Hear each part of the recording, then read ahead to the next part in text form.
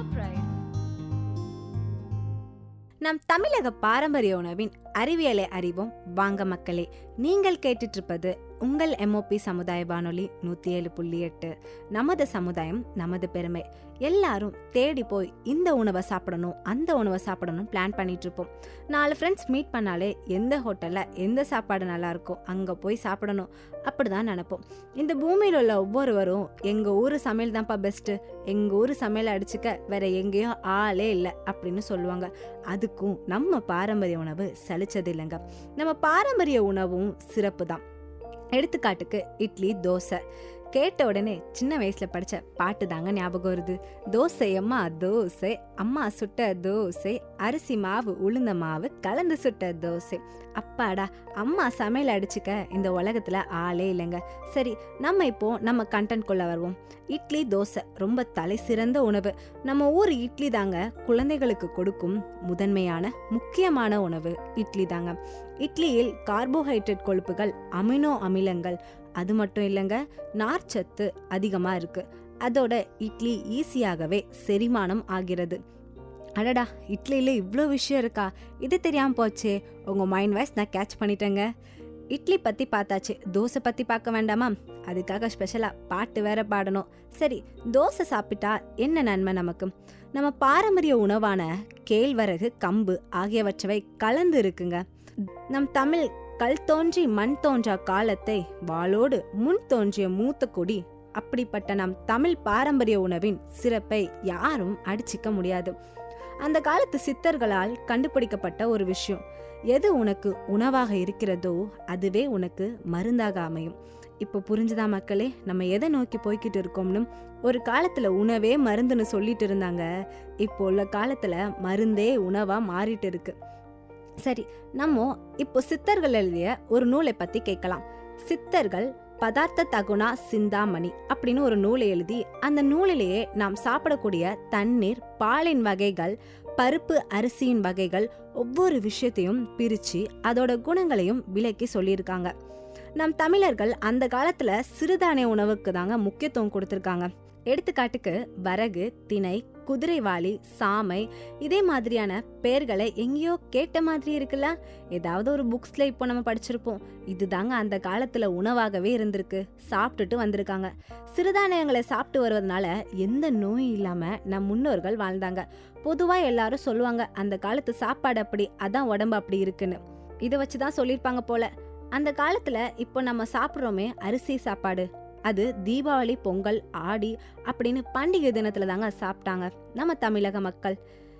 ஆனா இப்போ தினமும் மேல்நாட்டின் மோகம் கொண்டு வகை வகையா பேரு தெரியாத உணவை தான் சாப்பிட்டுட்டு இருக்கோம்.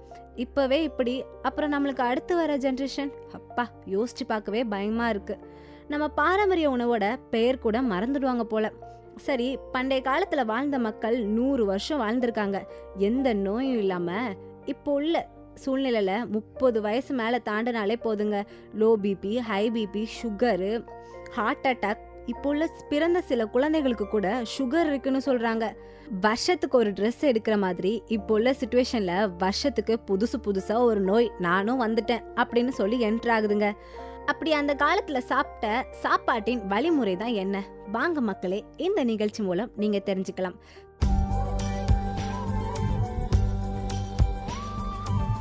பாரம்பரிய உணவுகளை காண்பது அதிசயம், பாரம்பரிய உணவில் உள்ள சத்துக்களும் அதிசயம்.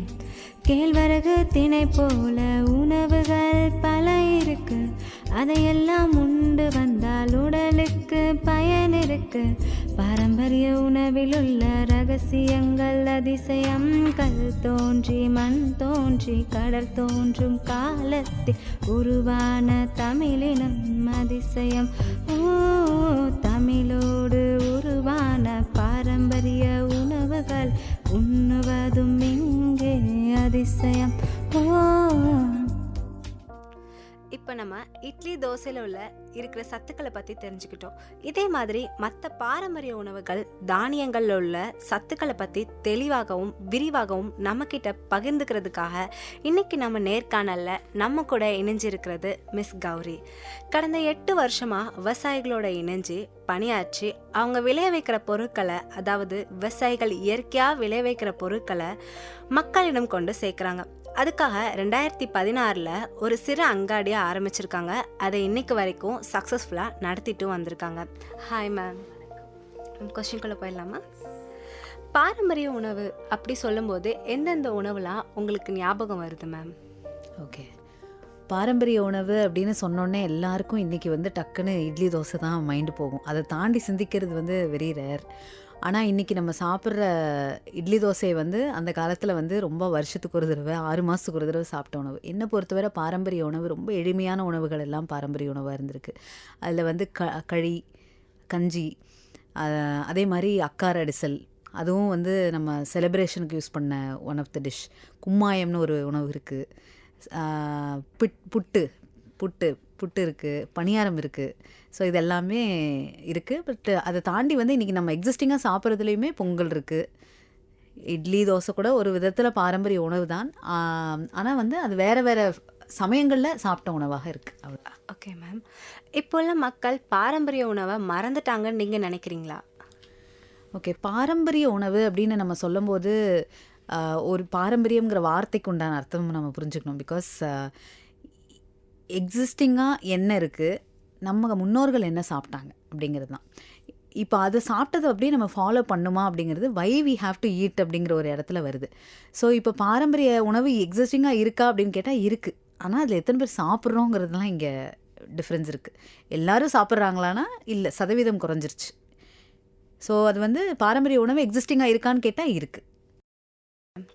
மக்கள் எல்லாரும் மறந்து போன ஒரு உணவு பாரம்பரிய உணவு, அதை இந்த ஜென்ரேஷனுக்கும் கண்டிப்பாக கொண்டு வரணும் அப்படின்னு நினச்சிங்கன்னா நீங்கள் எந்த உணவை ரெஃபர் பண்ணுவீங்க?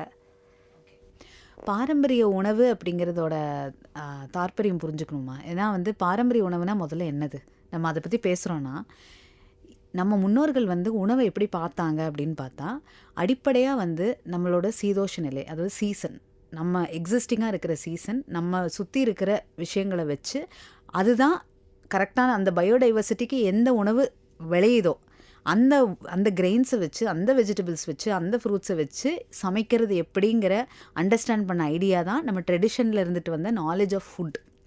ஸோ அப்படியான நாலேஜோட ஒரு ஃபுட்டு இருந்துச்சுன்னா அது பாரம்பரிய உணவு. ஸோ பாரம்பரிய உணவுன்னு நம்ம சொன்ன உடனே ஒரு இட்லியோ தோசையோ புட்டோ இப்படின்னு நம்ம டிஃபைன் பண்ணாமல் அந்த இது எங்கே விளையுது அப்படிங்கிற இடத்துலேருந்து நம்ம அந்த உணவை பார்த்தோன்னா அது பாரம்பரிய உணவு. ஸோ இந்த காலத்தில் பாரம்பரிய உணவோட பாசிபிலிட்டிங்கிறது அப்படி தான் பார்க்கப்படணும். ஸோ இப்போ எதெல்லாம் நம்மளோட யங்ஸ்டர்ஸ்க்கு பிடிக்குதோ அப்படிங்கிறது அவங்களுக்கு பிடித்தத்தை வச்சு ஒரு உணவை டிசைட் பண்ணாமல், பட் ஸ்டில் பாரம்பரிய அரிசிகள் இருக்குது, பாரம்பரிய சிறுதானியங்கள் இருக்குது, அந்த மாதிரி நிறைய விஷயங்களை கொண்டு பாரம்பரிய உணவு கொண்டு வரது it's very much possible. Okay ma'am, அந்த காலத்தில் வாழ்ந்த மக்கள் 100 வருஷம் எந்த நோயும் இல்லாமல் வாழ்ந்திருக்காங்க. ஆனால் இப்போது 30 வயசு தாண்டினாலே லோ பிபி, சுகர் அப்படிலாம் வருது. இப்போலாம் பிறக்கிற குழந்தைங்களுக்கு, சில குழந்தைங்களுக்கு கூட லோ பிபி, சுகர் இருக்குன்னு கண்டுபிடிக்கிறாங்க. இதுக்கெல்லாம் நம்ம பாரம்பரிய உணவை மறந்தது தான் காரணம்னு நீங்கள் நினைக்கிறீங்களா? அடிப்படையில் மனிதன் இயற்கையோடு இருக்கிற தன்னோட இணக்கமான ஒரு கனெக்ஷனை மிஸ் பண்ணிட்டாங்கிறது தான் அடிப்படை உண்மை. அதில் தான் பாரம்பரிய உணவுங்கிறது ஒன் ஆஃப் த விஷயம். இதனால் இது நடந்துருச்சு அப்படிங்கிற மாதிரியான ஒரு விஷயந்தான் பாரம்பரிய உணவை இன்றைக்கி சாப்பிட்றாங்களா இல்லையான்னு. ஸோ சீசன் பேஸ் பண்ணி மனிதன் உணவை தேர்ந்தெடுக்காத ஒரு விஷயம்தான் இன்றைக்கி மாறி இருக்குங்கிற ஒரு இடம். ஸோ இது ஸ்பெசிஃபிக்காக இந்த ஃபுட்டை சாப்பிடலை அப்படிங்கிறதோட சில விஷயங்கள் சில சமயம் நமக்கு அது தெரியல, நம்மளுக்கு அந்த நாலேஜ் இல்லை. அப்படிங்கிறப்போ முன்னோர்கள் என்ன ஃபாலோ பண்ணாங்க, அவங்களுக்கு அந்த நாலேஜ் இருந்துச்சு. அப்போ அவங்க என்ன ஃபாலோ பண்ணதை கண்மூடித்தனமாக நம்ம ஃபாலோ பண்ணுறது இட்ஸ் மச் பெட்டர் அப்படிங்கிற ஒரு இடம் வருது. அந்த காலத்தில் பழைய சோறுக்கு அவ்வளோ முக்கியத்துவம் கொடுத்துருக்காங்க. நேற்று வடித்த சாப்பாடை இன்றைக்கி தண்ணி ஊற்றி நீ தண்ணின்னு குடிச்சிருக்காங்க. ஆனால் இதே விஷயத்த ஃபாரினில் இப்போ மார்னிங் ட்ரிங்க்ஸ்னு குடிச்சிட்டு இருக்காங்க. ஆனால் நம்ம அதை மறந்துட்டு இருக்கோம். அதில் உள்ள சத்து என்ன, அதை நம்ம தெரிஞ்சுக்க வேண்டியது என்ன?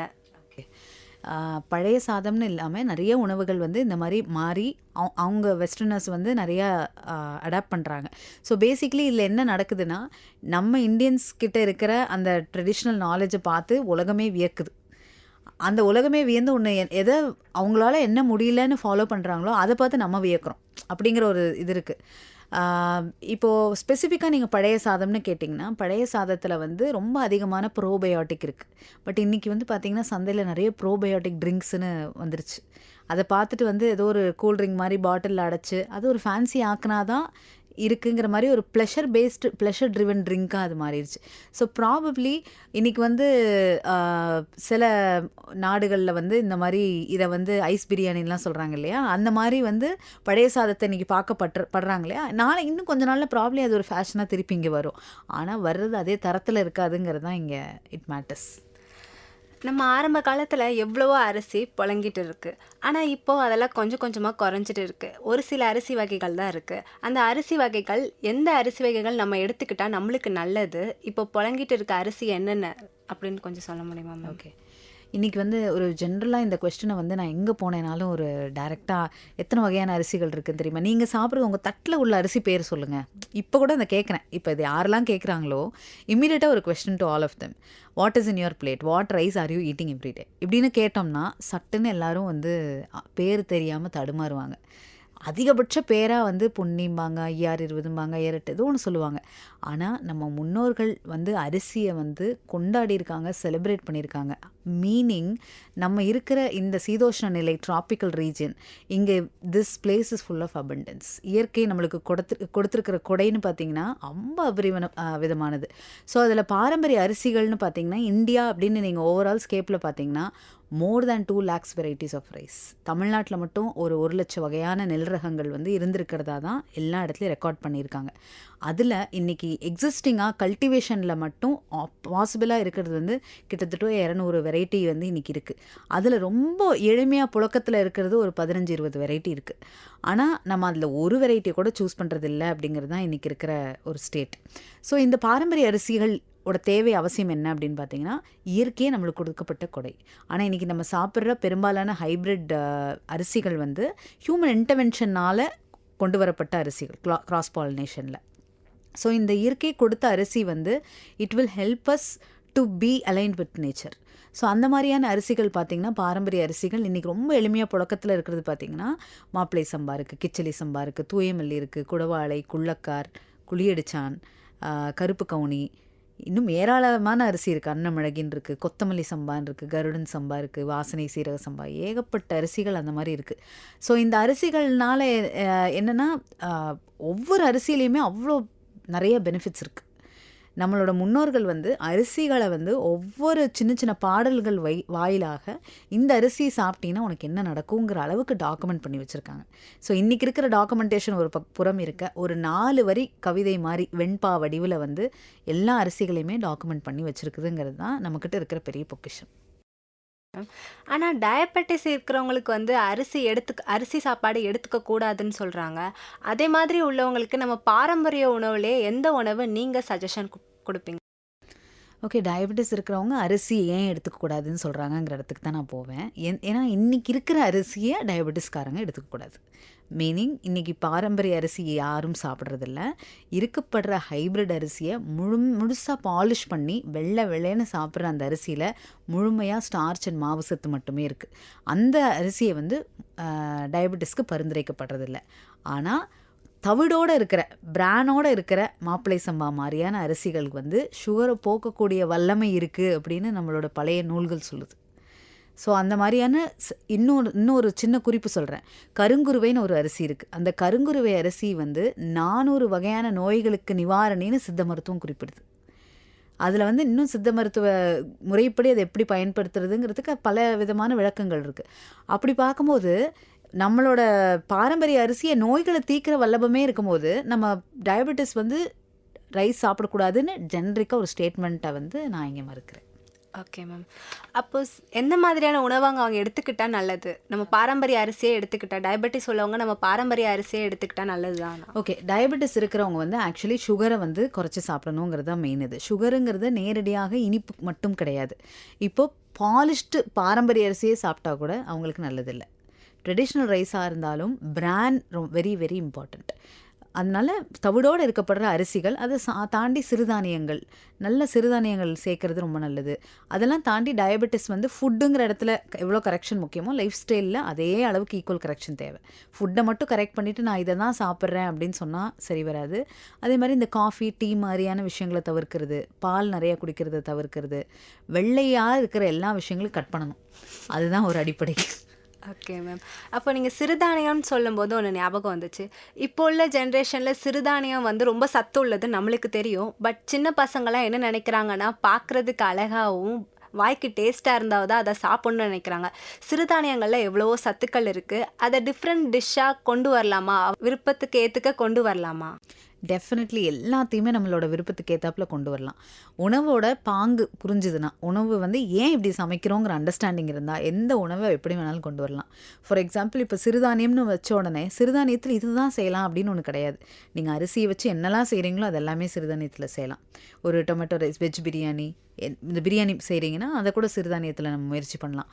அதே மாதிரி ஒரு ஆப்பம், இடியாப்பம், இல்லாட்டி குழந்தை இப்போ புதுசாக உள்ள ட்ரெண்ட் இருக்கிற ஆட்களுக்கு பிடிக்கிற மாதிரி அப்படி இப்போ ஒரு ஃபுல்கா மாதிரி செய்கிறீங்கன்னு வச்சுக்கோங்களேன். அதுலேயும் முழுமையாக வந்து வீட் ஃப்ளார் இல்லாமல் சிறுதானியத்தில் ராகியோ இல்லாட்டி லிட்டில் மில்லட், சாமை, வரகு, குதிரவாளி, இந்த மாதிரி கொஞ்சம் கொஞ்சம் மாவுகள் ஏதோ ஒரு வெரைட்டியை சேர்த்துட்டு அதை நம்ம வந்து ஃபுல்கா மாதிரிலாம் செஞ்சுக்க முடியும். நிறைய ஆப்ஷன்ஸ் இருக்குது. நீங்கள் என்னெல்லாம் ரைஸில் வீட்டில் எக்ஸ்ப்ளோர் பண்ணுறீங்களோ அது எல்லாத்தையும் நீங்கள் சிறுதானியத்தை வச்சு சப்ளிமெண்ட் பண்ண முடியும். அதே மாதிரி சமைக்கிறதுக்கு வந்து இந்த எண்ணெய் தான் யூஸ் பண்ணணும்னு இது வரைக்கும் சொல்லலை. ஒரு சிலர் வீட்டில் தேங்காய் எண்ணெய் பயன்படுத்துகிறாங்க, ஒரு சிலர் வீட்டில் நல்லெண்ணெய் பயன்படுத்துகிறாங்க. சமைக்கிறதுக்கு இந்த எண்ணெயை யூஸ் பண்ணாதான் உடம்புக்கு நல்லது அப்படின்னு ஏதாவது இருக்கா? டெஃபினெட்லி இருக்குது. என்னன்னா சமையல்ங்கிறது, ஃபுட்டுங்கிறதே எப்படி நம்ம பார்க்கப்பட்டிருக்கிற ஒரு பாரம்பரியத்தில் இருக்கிறோம் அப்படின்னா, சூழலை பார்த்து தான் சமையலை புரிந்து கொள்ள வேண்டும் அப்படிங்கிற ஒரு இடம் இருக்குது. Season based food. அப்போது நம்ம இந்த ஊரில் இருக்கோன்னா, இந்த ஊரில் அதிகமாக விளையக்கூடிய எண்ணெய் வித்து எண்ணெய். இப்போ ஃபார் எக்ஸாம்பிள் எள்ளுங்கிறது ரொம்ப நிறைய அபண்டண்ட்டாக கிடைக்குது. தென்னை மரம் வந்து இங்கே எல்லாத்துக்குமே தெரியும் இங்கே அவ்வளோ இருக்குது அப்படின்னு. அதே மாதிரி கடலை வந்து ரொம்ப எளிமையாக கிடைக்கக்கூடியது. இங்கே வந்து ஆலிவ் விளைதான்னு பாருங்கள். ஆலிவ் ஆயில் ஃபார் குக்கிங்னு சொல்கிறாங்க இல்லையா? பட் ஆலிவ் வந்து இந்தியாவில் வருதா? அதுவும் இப்போ தமிழ்நாட்டில் பயன்படுத்துகிறோமா? ஆலிவ் க்ரோ ஆகுதா அப்படின்னு பார்த்தா இல்லை. சன்ஃப்ளவர் எடுத்துட்டிங்கன்னா out of so many states in India, 2 ஸ்டேட்டில் தான் ரொம்ப அதிகமான சன்ஃப்ளவர் கல்டிவேஷனே நடக்குது. ஸோ அதுவும் பார்த்திங்கன்னா நம்பர் ஆஃப் ப்ரொடக்ஷன் வந்து ரொம்ப லோ. ஸோ அப்படி இருக்கும்போது அபண்டண்ட்டாக கிடைக்கிற சீட்ஸ் என்னன்னு பார்த்தோன்னா நம்ம அழகாக சென்ஸ் பண்ணிடலாம். இதில் வந்து தென்னை, அதுக்கப்புறம் எள்ளு, அதுக்கப்புறம் கடலை, இந்த 3 தான். ஸோ இந்த 3ஓட நம்ம சமையலை நிறுத்திக்கிறது தான் ஆல்வேஸ் பெஸ்ட். ஒரு சில இடங்களில் வந்து ஆமணக்கு எண்ணெய், கேஸ்டர் ஆயிலை வந்து நம்ம பயன்படுத்த முடியும். ரைஸ் பிரான் ஆயில் இன்னைக்கு வருது இல்லைங்களா? பட் ரைஸில் உள்ள பிராண்ட்லேருந்து எண்ணெய் எடுக்கிறதுங்கிறது வந்து அவ்வளோ எளிமையான விஷயம் கிடையாது. ஸோ அதை கூட தவிர்த்துறது தான் நான் சஜஸ்ட் பண்ணுவேன். ஸோ ரொம்ப காமனாக நம்மளை சுற்றி விளையிற ஒரு எண்ணெய் வித்தாக இருக்கிறது இந்த 3 தான். பப்ளிக் அனௌன்ஸ்மெண்ட்டை கேட்டு தெரிஞ்சுக்கலாம் வாங்க மக்களே. பாட்டி பக்கத்தில் இருக்கிற பார்க்குக்கு போகலாமா? ஓகே செல்லம், போலாம். பாட்டி அப்பாவையும் கூட்டிட்டு போகலாமா? ஆனா அப்பா கால் வலின்னு சொன்னார்ல, அப்புறமா வருவாரு. சரி வாங்க பாட்டி, நம்ம போகலாம். அப்பாவும் வந்த ரொம்ப ஜாலியாக இருக்கும்னு நினச்சேன். சரி பரவாயில்ல, வாங்க போகலாம்.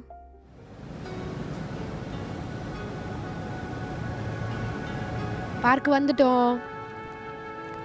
பார்க் வந்தாலே மனசு ரொம்ப ஹாப்பியாக இருக்குது பாட்டி. இசை, வாமா நடைபயிற்சி எடுத்துக்கலாம். பாட்டி உங்களுக்கு 60 வயசாகுது, இன்னும் நீங்கள் ஸ்ட்ராங்காக தெம்பாக இருக்கிறீங்க. ஆனால் அப்பா இப்போவே கால் வலி, கை வலின்னு சொல்லிட்டு இருக்காங்க. அம்மாவும் அப்படி தான் சொல்கிறாங்க பாட்டி. அதுவா, நாங்க அந்த காலத்துல சாப்பிட்ட சாப்பாடு அப்படி. நீங்க இப்ப என்ன சாப்பிட்றீங்கன்னே தெரியாம சாப்பிட்டுட்டு இருக்கீங்க. அப்படி நீங்கள் என்ன பாட்டி சாப்பிட்டீங்க?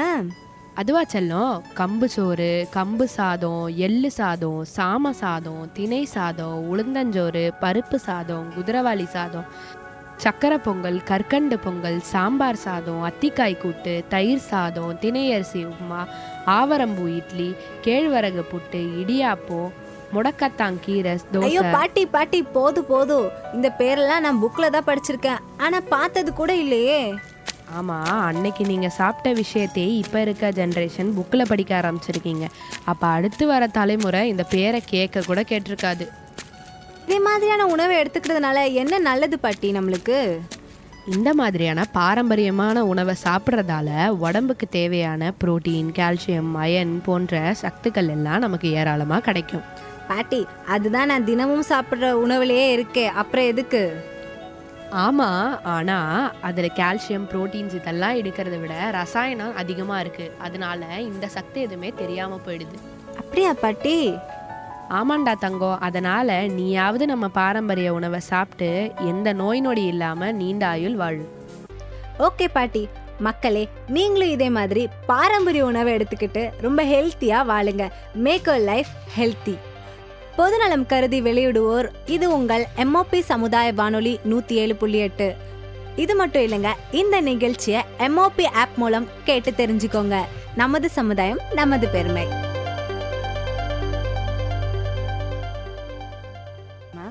அதே மாதிரி ஆர்கானிக் வெஜிடபிள்ஸ் நம்ம எப்படி கண்டுபிடிக்கிறது? இது இன்ஆர்கானிக், இது ஆர்கானிக் நம்ம எப்படி கண்டுபிடிக்கிறது? ஓகே, எல்லாமே வந்து பழக்கம். முதல்ல ஒரு புதுசாக வந்து நம்ம இன்னைக்கு வந்து இயற்கையான உணவு அப்படின்னு தனியாக செப்பரேட்டாக சொன்னாதான் அது வந்து மருந்தடிக்காத உணவுங்கிற சூழல் ஆயிடுச்சு. அப்போ அப்படி இருக்கும்போது வந்து இங்கே என்னென்னா, நீங்கள் ஒரு வெஜிடபிள்ஸை பார்க்கும் போதே தெரிஞ்சிருது. நீங்கள் regular consumer of naturally grown ஃபுட்டாக இருந்ததுன்னா உங்களுக்கு அந்த வெஜிடபிளை பார்க்கும் போதே தெரிஞ்சிடும்.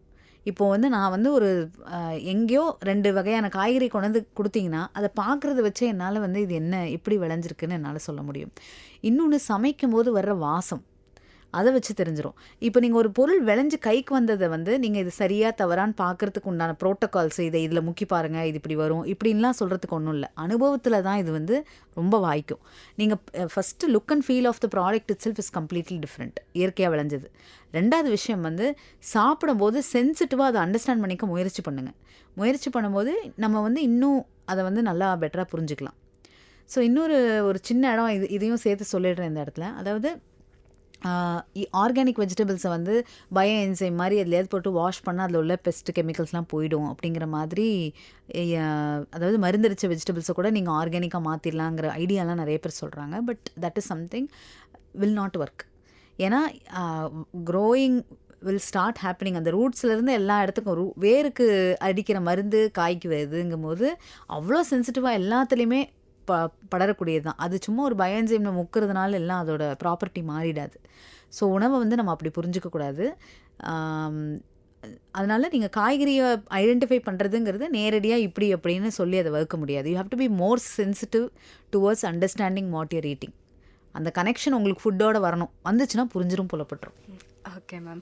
ஆர்கானிக் ஃபுட்லாம் ரொம்ப காஸ்ட்லி. மார்க்கெட்டில் வாங்குகிற ஃபுட்டோட ஆர்கானிக் ஸ்டோரில் வாங்குகிற ஃபுட்டெல்லாம் காஸ்ட்லியாக இருக்குது. அது ரெண்டுக்கு எதாவது டிஃப்ரென்ஷியேட் இருக்கா மேம்? இருக்குது. அதாவது நம்ம சூழலை அழிக்காமல் ஒரு உணவை ப்ரொடியூஸ் பண்ணுறதுங்கிறது இந்த காலத்தில் வந்து சவால் கிடையாது, ரொம்ப எளிமையான ஒரு விஷயந்தான். ஆனால் அதுக்குன்னு ஒரு மெனக்கெடல் தேவை இருக்குது. ஏன்னா இன்றைக்கி வந்து த ஃபேஸ் ஹாஸ் சேஞ்ச்ட். வேர் இன்றைக்கி எல்லாமே இது ஒன்று போட்டால் இது இவ்வளோ மகசூல் கொடுக்கணும்னு ஒரு கால்குலேஷன் இருக்குது. அந்த கால்குலேஷன்லேருந்து தான் இன்றைக்கி சந்தையில் வந்து விலை நிர்ணயம்னு நடக்குது. ஆனால் ஒரு இயற்கை விவசாயிகளுக்கு சந்திக்கக்கூடிய பிரச்சனை வந்து அந்த சூழலோட சேர்ந்து அவங்க அங்கே வேளாண்மை பண்ணணும், அங்கே விவசாயம் பண்ணணும். அந்த உணவை வந்து சூழலோடு சேர்ந்து உற்பத்தி பண்ணணும். ஸோ இந்த உணவை வந்து நம்ம ஹியூமன் பீயிங் சாப்பிட்றதுக்கு உண்டான உணவாக மட்டும் இல்லாமல் அங்கேருந்து வர்ற ஒரு தேனியோ, அங்கே வர்ற ஒரு எத்தனையோ வகையான பூச்சிகளுக்கோ கூட அது ஒரு உணவாக இருக்குது. அப்படியா இருக்கிற சூழலோடு சார்ந்து ஒரு வேளாண்மை நடக்கக்கூடிய உணவை வந்து நம்ம வந்து டிஃபைன் பண்ணிட முடியாது. அப்படி இப்படி தான் அப்படின்ற ஒரு டெஃபினேஷனுக்குள்ளே கொண்டு வர முடியாது. அதனால் வந்து காஸ்ட் வைஸ் பார்த்திங்கன்னா கண்டிப்பாக வேற்றுமை வரும். ஒரு எக்ஸாம்பிளுக்கு அரிசியை நான் சொன்னேன் அப்படின்னா, ஹைப்ரிட் கிராப்ஸ் டியூரேஷன் பார்த்திங்கன்னா ஒரு 3.5 months வந்து ஒரு ஹைப்ரிட் அரிசி வந்து அரிசியாக நெல் வந்து ரெடி ஆயிரும் நீங்கள் கன்சம்ஷனுக்கு. ஆனால் இதே நம்ம பாரம்பரிய அரிசிகள் பார்த்திங்கன்னா 4.5 மாதம் 5 மாதம் 5.5 மாதம் 6 மாதம் வரைக்கும் போகும். அப்போ அவ்வளோ லாங் டைம் ஒரு சஸ்டெயினாக இருக்கக்கூடிய கிராப் வந்து ஆல்மோஸ்ட் டபுளிங் த டைம். அப்போது ஒரு 3 மாதங்கிறது 5.5 மாதம் வைக்கிற ஒரு விவசாயிகளுக்கு அதுக்குண்டான கூலியை நம்ம கொடுத்து தான் ஆகணும் இல்லையா? அதுக்குண்டான எஃபர்ட் இருக்க தான் செய்யுது. அது போக ஈல்டுங்கிற இடத்துல அதனால தான் நான் சொன்னேன், பொதுவாக ஒரு ஈல்டு கால்குலேஷனுங்கிறது மருந்தடிச்சா எவ்வளோ ஈல்டு வருமோ அதை பேஸ் பண்ணி தான் இன்றைக்கி சந்தை ஃபிக்ஸ் ஆகிருக்கு. ஸோ அதை பேஸ் பண்ணி ஒரு காமனாக ஒரு கடையில் கிடைக்கிறதுக்கும் இதுக்கும் என்ன ப்ரைஸு அப்படின்னு நம்ம கம்பேரே பண்ண முடியாது. இயற்கையின் போக்கில் விளைஞ்ச உணவுக்கு விலை மதிப்பே கிடையாது. விலையை வச்சு இது காஸ்ட்லி இதுன்னு நம்ம இந்த இடத்துல டிஃபைன் பண்ணி இது வேண்டான்னு நம்ம நிறுத்தினோன்னா நம்மளுக்கு அந்த பணத்துக்கு பெரிய வேட்டு வைக்கிற மாதிரியான நோய்களுக்குள்ளே போவோம் நம்ம. ஸோ அதனால் இன்றைக்கி பணத்தை இமீடியட்டாக வச்சு நம்ம வந்து அதை வேலிடேட் பண்ண முடியாது. ஏன்னா நம்மளுக்கு இன்றைக்கி ஒரு நோய் வருது, நம்ம செலவு பண்ணியே ஆகணும்னா எத்தனாயிரம் கொடுத்தனாலும் அந்த நோய்க்கு தீர்வுன்னு சொல்லி நம்ம ஒரு வைத்தியர்கிட்ட போய் நிற்போம். ஸோ அப்போ அதுக்கு தயாராக இருக்கிற நம்ம உணவுலேயே மருந்து இருக்குது அப்படிங்கிற ஒரு இடத்துல வந்து we need to take some extra effort in understanding the food better. Possibility வந்து இருக்குது, கொஞ்சம் ஜாஸ்தியாக இருக்கிறதுக்கு வாய்ப்பு இருக்குது. ஆனால் அதுக்கு ஏகப்பட்ட காரணங்கள் இருக்குது. அதை வந்து மக்களும் சேர்ந்து புரிஞ்சுக்கிட்டா தான் அது இன்னுமே காஸ்ட் கம்மியாகும். மேம், நம்ம பாரம்பரிய உணவின் சிறப்பு என்ன? ஒவ்வொரு கல்ச்சர்லேயும் அவங்க சொல்லுவாங்க எங்கள் பாரம்பரிய உணவில் இவ்வளோ இருக்குது அப்படின்னு சொல்லுவாங்க. அதே மாதிரி நம்ம பாரம்பரிய உணவின் சிறப்பு என்ன? ஓகே, நம்ம பாரம்பரிய உணவுகள் எல்லாம் நம்ம முன்னோர்கள் வந்து எப்படி வந்து உணவை அணுகியிருக்காங்கங்கிற அண்டர்ஸ்டாண்டிங்கில் தான் அதோட சிறப்பே இருக்குது. ஸோ நம்ம பஞ்சபூதங்களால் ஆக்கப்பட்ட உடல் இது. இன்றைக்கி ஒரு செடி எடுத்திங்கன்னா அதுவும் அந்த பஞ்சபூதத்தால் ஆக்கப்பட்டது தான். எந்த ஒரு தாவரத்தை எடுத்திங்கனாலும் அந்த அதே தாவரம்னு இல்லை, இந்த உலகத்தில் இருக்கிற 84 லட்சம் ஸ்பீஷீஸுமே அந்த பஞ்சபூதத்தால் ஆனது. இங்கே இருக்கிற நம்ம சூழலும் அதே பஞ்சபூதத்தால் ஆக்கப்பட்டது. அப்போது நம்ம பாரம்பரிய உணவு அப்படிங்கிறது நம்ம முன்னோர்கள் எப்படி ஐடென்டிஃபை பண்ணியிருக்காங்கன்னா, நம்ம உடம்புக்குள்ளே இருக்கிற அந்த பஞ்சபூதங்களோட ஃப்ளோ, அதுக்குன்னு ஒரு இப்போ வாத பித்த கபம் அப்படின்னு மூணு விஷயத்த பிரிக்கிறாங்க இல்லையா. அந்த வாதப்பித்த கபம்ங்கிறது பஞ்சபூதத்துலேருந்து டிரைவ் ஆகிறது தான்.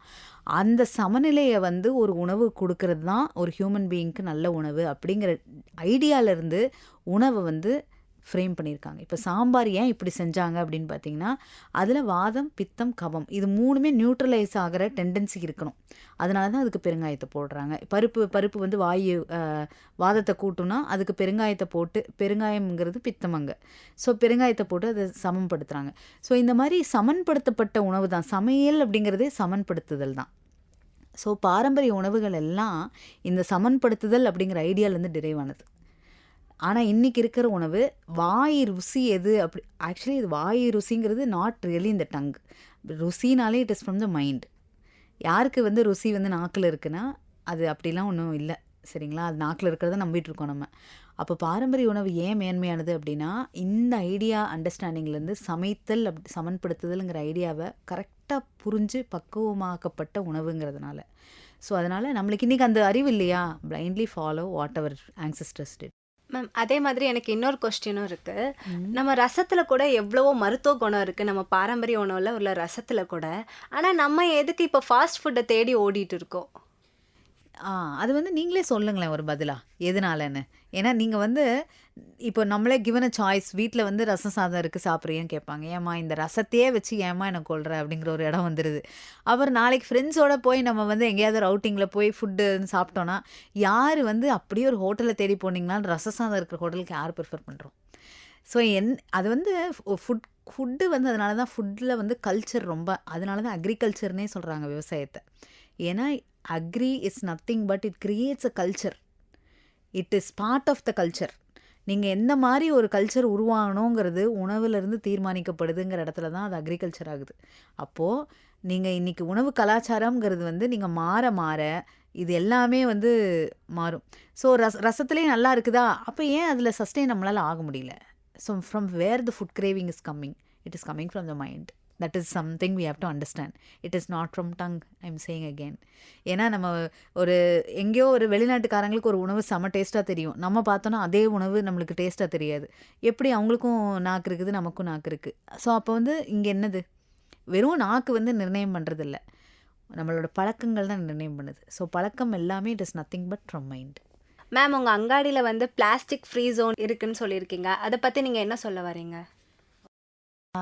உணவு அப்படிங்கிறதுக்கும் இந்த பிளாஸ்டிக் ஃப்ரீயாக இருக்கிறதுக்கும் there is a direct relationship. அதாவது இன்றைக்கி வந்து உணவுங்கிறது நம்ம சாப்பிட்டு நம்மளோட ஆரோக்கியம் அப்படின்னு மட்டும் நினைக்கிறோம். ஆனால் நம்ம நுகர்வது வந்து நிறையா, வெறும் வாய்வழியான உணவு கிடையாது. ஸோ நம்ம வந்து நல்ல உணவு வரணும்னா நம்மளுக்கு அதுக்கு ஆதாரமாக இருக்கிறது வந்து நம்ம மண், நம்ம சாயில் ரிசோர்ஸ், வாட்டர் ரிசோர்ஸ், நீர், மண், காற்று, இந்த பஞ்சபூதத்தோட ஆரோக்கியம் தான் நம்மளோட சூழல், இன்டர்னல் சூழலையும் தீர்மானிக்குது.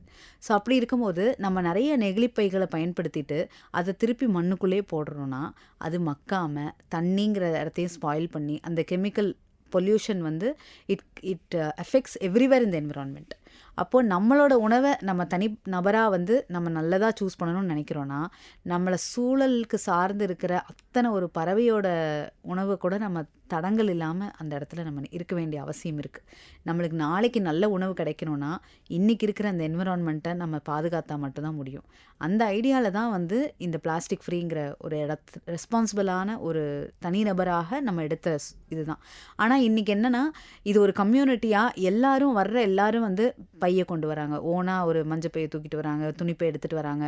இந்த இனிஷியேட்டிவ் வந்து ஒருத்தர் கிரியேட் பண்ண இனிஷியேட்டிவ்லாம் கிடையாது. Every responsible individual has to bring their own bags and by.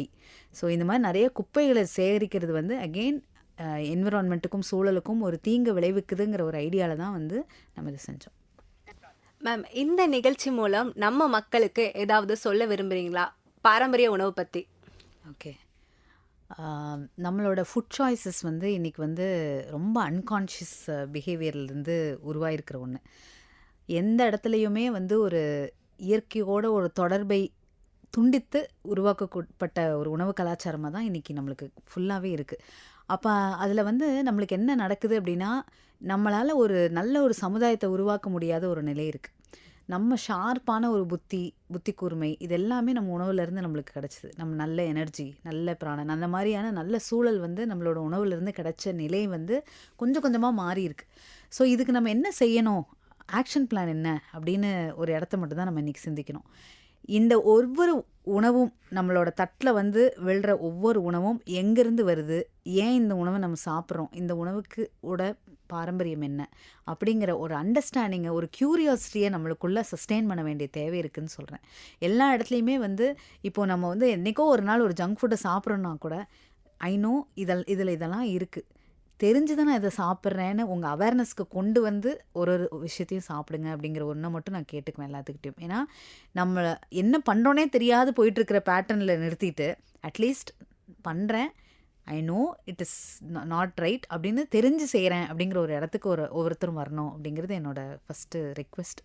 ரெண்டாவது விஷயம் வந்து இன்றைக்கி வந்து ஃபுட் கல்ச்சருங்கிறது நிறையா மாறி இருக்குது. அதெல்லாம் ஒரு பக்கம் இருந்தாலும் ஃபுட் இஸ் நோ மோர் ஒரு எல்லாரும் போற்றி புகழணும், நான் I feel very good eating a burger and pizza அப்படிங்கிற ஒரு கல்ச்சர் மாறி, நான் முன்னோர்களோட உணவை சார்ந்து நம்ம இயற்கை சூழலோட தொடர்பில் இருக்கிற உணவை சாப்பிட்டு ஐ ஃபீல் குட் அப்படிங்கிற ஒரு கம்ஃபர்ட் வந்து உணவு சார்ந்து ஒரு விஷயம் வரும். இந்த மாதிரி காலேஜஸ்லாம் வந்து they should celebrate traditional food அப்படின்னு சொல்கிறேன். ஸோ யங் ஜெனரேஷன் யங்ஸ்டர்ஸ்க்கு தான் வந்து முதல் விஷயம் இந்த ஃபுட்டுங்கிற இடத்துல போகணும்.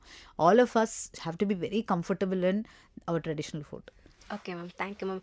இவ்வளவு நேரம் நேர்களுக்கு விளங்குற மாதிரி தெளிவாக நிறைய கருத்துக்களை சொன்னதுக்கு ரொம்ப நன்றி மேம். இவ்வளவு நேரம் பாரம்பரிய உணவுகளோட சிறப்புகளையும் தன்மைகளையும் இந்த நிகழ்ச்சி மூலம் கேட்டு தெரிஞ்சிருப்பீங்க நம்புற மக்களே. அதே மாதிரி பல பயனுள்ள தகவல்களை தெரிஞ்சிக்க இணைந்திருங்கள். இது உங்கள் MOP சமுதாய வானொலி 107.8. நமது சமுதாயம் நமது பெருமை. காலையில தோட்ட வேலைக்கு போகக்கூடிய நம் தமிழர்கள் வெந்தயக்களி, உளுந்தங்களி, கேழ்வரகு களி, சோளக்களி, கம்பு களி சாப்பிட்டு வந்தாங்க. சரி, களி அப்படின்னா என்ன? நம்ம உடம்புக்கு தேவையான திடப்பொருளை கொடுக்கறது தாங்க. அதே மாதிரி நம்ம களியை சாப்பிடும்போது ரொம்ப கஷ்டமான வேலையை அதை கூட ரொம்ப ஈஸியா செஞ்சு முடிச்சுறாங்க. நம் தமிழ் இலக்கிய ஆதாரங்களை கொண்டு தட்சிணாமூர்த்தி தனது தமிழர் நாகரிகமும் பண்பாடும் அப்படின்னு ஒரு நூலை எழுதியிருக்காங்க. அந்த காலத்து மக்கள் இப்படிப்பட்ட உணவை இப்படியெல்லாம் சாப்பிட்டு இருக்காங்க அப்படின்னு சொல்லியிருக்காங்க. கடுகு போட்டு காய்கறிகளை தாளிப்பது, பசு வெண்ணெயில பொரிப்பது, நம் முன்னோர்கள் ஒரு விஷயம் பண்ணா அர்த்தம் இல்லாம இருக்காதுங்க. வெண்ணெயில 100 கிராம் சாப்பிட்டா 729 கேலரி சக்தியை உடம்புக்கு தருது. நம் உடம்புக்கு ரொம்ப பயனுள்ளதாக இருக்குதுங்க. அதே மாதிரி இருதய சம்பந்த நோய் இருக்கிறவங்க வெண்ணெயை சேர்த்துக்கிட்டா உடம்புக்கு ரொம்ப நல்லது. இப்படிதான் நம்ம தமிழர்கள் சமைத்து சாப்பிட்டு வந்திருக்காங்க அப்படின்னு அப்படியே எடுத்து கொடுத்திருக்காங்க தட்சிணாமூர்த்தி என்பவர். இவ்வளவு விஷயம் பண்ணியிருக்காங்களே, கேட்கவே பயங்கரமா இருக்குங்க. இதே மாதிரி நம்ம தமிழர்கள் எப்படி உணவை சாப்பிடணும் கூட ஒரு பழக்கம் வச்சிருக்காங்க. வெளிநாட்டுல உள்ளவர்கள் தன் கையால சாப்பிடாம ஸ்பூன் வைத்து சாப்பிடுவாங்க. தமிழராய் பிறந்தவருக்கும் கரண்டி முக்கரண்டி கத்தி கொண்டு சாப்பிடும் பழக்கம் யாருக்குமே இல்லைங்க. நம் வழக்கம் எப்படி இருக்கணும்னா, தரையில சம்பளங்கால் போட்டு வீட்டில் இருக்கிறவர்களோடு வரிசையாக உட்கார்ந்து சாப்பிடுவதாங்க நம்ம பழக்கம். அதே மாதிரி விருந்தினர்கள் அப்புறம் அன்னதானம் வேளையில் வாழை இலையில சாப்பிடுவதுதான் நம்ம வழக்கம். அதோட வாழை இலையில சாப்பிட்றதுனால நம்ம சாப்பிட்ற சாப்பாடு ரொம்ப டேஸ்டாகவும் இருக்குங்க. எப்போதும் அறுசுவை உணவை எடுத்துப்பாங்க. இலையில உப்பு, அப்பளம், உருளைக்கிழங்கு வறுவல், முட்டைக்கோஸ் பொரியல், புடலங்காய் கூட்டு, கீரை கூட்டு, வெண்டைக்காய் பச்சடி, மாம்பழம் சாதம், ஊறுகாய், கெட்டிப்பருப்பு சாம்பார், ரசம், தயிர், சேமியா, ஜவ்வரிசி பாயாசம். அடடா, சொல்லும் போதே எவ்வளவு நல்லா இருக்கு. எதுக்காக இப்படி அறுசுவை கலந்த உணவை சாப்பிட்டு இருக்காங்க நமது முன்னோர்கள்? பஞ்சபூதம், அதாவது நீர், நிலம், காற்று, ஆகாயம், நெருப்பு உலகத்திற்கு, அதே மாதிரி அறுசுவை உப்பு, காரம், கசப்பு, இனிப்பு, புளிப்பு, துவர்ப்பு உடலுக்காங்க. காரம் உடலுக்கு உஷ்ணத்தை கூட்டுவதுடன் உணர்ச்சிகளை கூட்டவும் குறைக்கவும் செய்யும். உடம்பிலுள்ள உதவாத கிருமிகளை அழித்து உடம்பிற்கு சக்தி கூட்டும். சளியை கட்டுப்படுத்தும். இனிப்பு உடம்பு தசையை வளர்க்கும் தன்மை வாய்ந்தது. வாதத்தை கூட்டும். புளிப்பு இரத்த குழாயின் அழுக்கை நீக்குவல்லது. வாதத்தை கூட்டும். துவர்ப்பு இரத்தம் வெளியாறாது தடுக்க வல்லது. இரத்த உறைவதை கூட்டும் தன்மையுடையது. ஞாபக சக்தியையும் கூட்டும். இதிலிருந்து என்ன தெரியுது மக்களே? அளவுக்கு மிஞ்சினால் அமுதமும் நஞ்சு. இந்த நிகழ்ச்சி மூலம் நீங்க நம்ம பாரம்பரிய உணவின் தன்மையும் அதோட ரகசியத்தையும் தெரிஞ்சிருப்பீங்க. இதே மாதிரி பல பயனுள்ள தகவல்களை தெரிஞ்சுக்க இணைந்திருங்க. இது உங்கள் MOP சமுதாய வானொலி 107.8. அது மட்டும் இல்லைங்க, MOP ஆப் மூலமும் இந்த நிகழ்ச்சியை நீங்க கேட்டு தெரிஞ்சுக்கோங்க. நமது சமுதாயம், நமது பெருமை.